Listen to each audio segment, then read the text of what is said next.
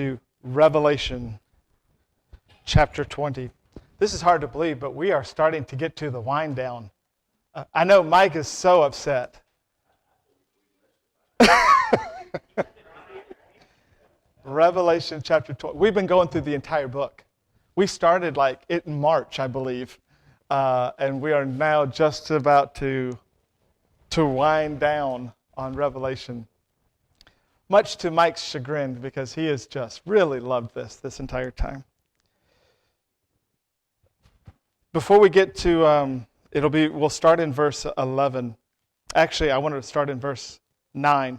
But throughout remember this. Throughout the book of Revelation, the theme of Revelation has been what? That God is sovereign. Like, He is in absolute control, and He is in control from beginning until end, okay? And it might look like times on our planet where it looks like chaos, it might look like nobody knows what's going on and all that. But what we get to see, we get this God's eye view of what is happening on the planet. And what we find out is that God is in absolute control of every single circumstance. In fact, remember, in chapter 2 and in chapter 3, He is sovereign over the church. In chapter 4 and chapter 5, He's in control of everything that's going on in heaven. In chapter 6, everything that's going on the planet. In chapter 7, He is in control of Israel and what's going on there. I mean, just over and over in every single chapter. And you go, like, is he in control of this? Oh yeah, let me point to the chapter and verse. I mean, He is in absolute control, sovereign over all. Amen?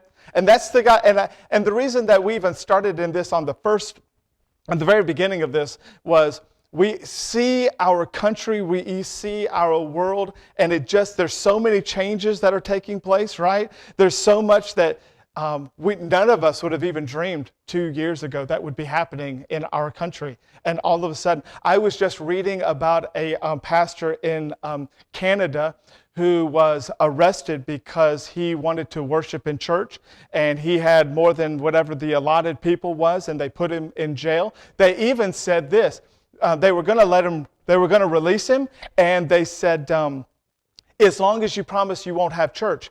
He goes, I can't do that. So they put him right back in jail. I mean, that's what's going on right this moment around the country. And the idea is that I just wanted to remind all of us that no matter what is going on in the government and no matter what's going on in our world, there is a king over all governments. Amen? There is a God that we can serve who is in absolute, complete control of everything that is going on. And you can trust in Him. Amen? You can trust in Him.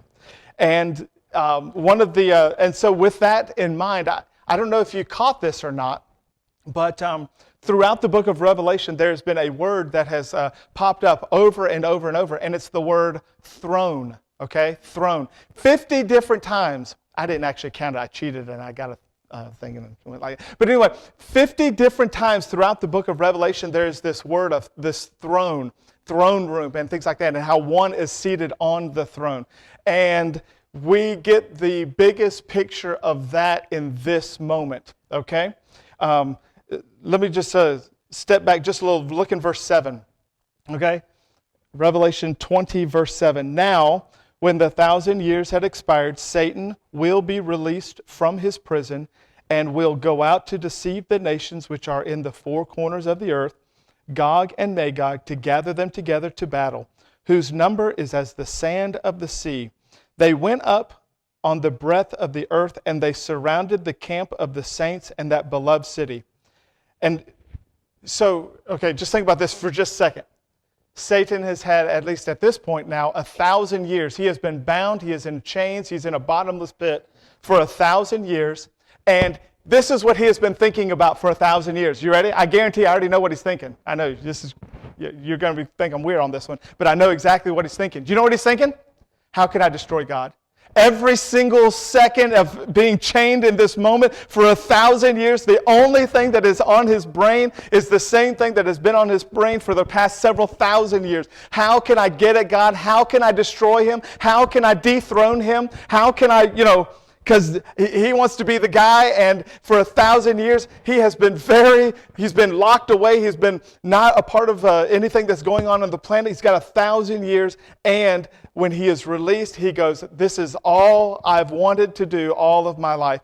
And he assembles an army. He encamps around Jerusalem and against the saints. Okay, and you ready? This is his big plan. Like, you got 1,000 years to think about it. This is what you do? Okay. This is how God responds to the planning of over 1,000 years for Satan. You ready? And fire came down from God out of heaven and devoured them. Like 7 words. Right?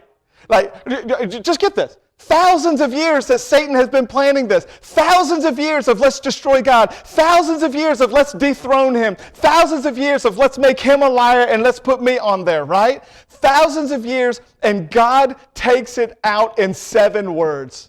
Because he is the King of Kings, Lord of Lords, and nobody is in front of him. Nobody stands against him. There's no counsel that God needs. 1,000 years of the most horrible Satan. I was about to say satanic, but he is the embodiment of all of that. Thousands of years, his big, huge plan. Let's gather around Jerusalem and see if we can destroy him. And in 7 words, God says, nope. Amen? Let me ask you, what side of the street do you want to be on here? Are you with me? Like, this is an amazing statement here.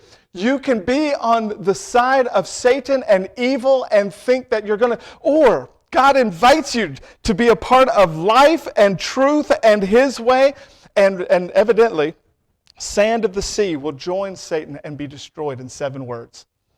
I mean, that's just the end of where it goes when you decide not to go the way of God.